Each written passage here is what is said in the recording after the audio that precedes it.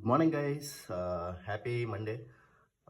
ఈరోజు స్పెషల్ ఏంటంటే టమాటా పప్పును ఆలు ఫ్రై అనమాట. సరేనా, పప్పు మంచిగా కలుపుకొని కడిగి టమాటాలు, ఆనియన్స్, కొంచెం ఆయిల్ వేయండి. ఆయిల్ వేస్తే పప్పు సాఫ్ట్గా మెత్తగా బాయిల్ అవుతుంది అనమాట. కుక్కలు పెట్టాను అనమాట. కొంతమంది తాలింపు వేసేటప్పుడు ఆనియన్స్ వేసుకుంటారు. సో నేనైతే కుక్కర్లోనే వేసేస్తాను అనమాట. టమాటా, ఆనియన్స్, కందిపప్పు. సరేనా, ఒక పక్కన కొంచెం చింతపండు పులుపు కోసం నానబెట్టుకోండి. Happy Monday. సో ఇంకో పక్క అయితే ఆలు అయితే బాయిల్ చేస్తున్నాను. ఇంకో పక్క కుక్కర్లో టమాటా పప్పు బాయిల్ అవుతుంది అనమాట. కొంతమంది ఏంటంటే పచ్చివి ఆలు ఫ్రై చేస్తారు. టేస్ట్ ఉంటుంది, బట్ నేనేంటంటే బాయిల్ చేసేది ఎక్కువ తింటాను అనమాట. సో బాయిల్ చేసి ఆలు ఫ్రై చేస్తాను అనమాట. సరేనా, సో ఇలా తగినంత చింతపండు నానబెట్టుకోవాలి అనమాట. కొంచెం పులుపు రావడానికి ఇలా స్మాష్ చేసుకోవాలి పప్పు ఉడికాక.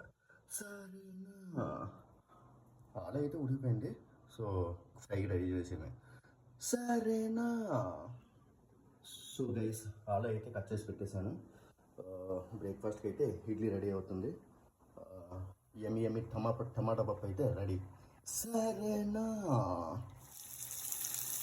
సో ఆలు ఫ్రైకి అయితే ఇలా ఆనియన్స్, ఎండుమిర్చి, కర్రీ లీఫ్, జీరా, ఆవాలు, గార్లిక్ ఇలా ఫ్రై చేసుకోండి. ఆనియన్స్ బాగా వేయాలంటే కొంచెం సాల్ట్ వేసుకోండి.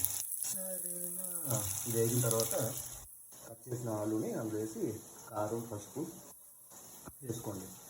మంచిగా సిమ్లో పెట్టుకుంటే మంచిగా ఫ్రై అవుతుంది అనమాట. సరేనా, ఫైనల్గా అయితే ఆలు ఫ్రై అయితే రెడీ. ఎమ్మిగా ఉంది.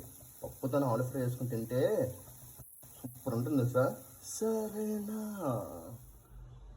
వా ఎమ్మి ఇడ్లీ సూపర్. ఇడ్లీతో పల్లీ చట్నీ వేసుకుని తింటే సూపర్ ఉంటుంది.